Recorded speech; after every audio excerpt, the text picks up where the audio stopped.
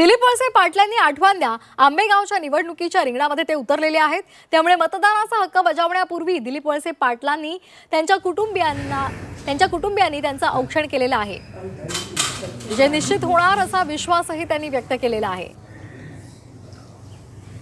राष्ट्रवादीमध्ये फूट पडलेली आहे आणि दिलीप वळसे पाटील हे आठवणला आंबेगावच्या निवडणुकीच्या रिंगणामध्ये उतरलेले आहेत।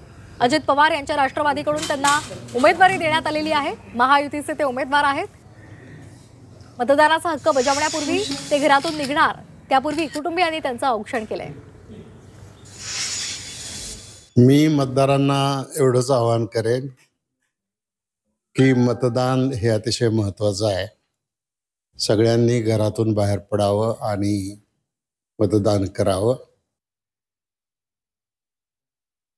मी मतदारांना एवढंच आवाहन करेन की मतदान हे अतिशय महत्त्वाचं आहे।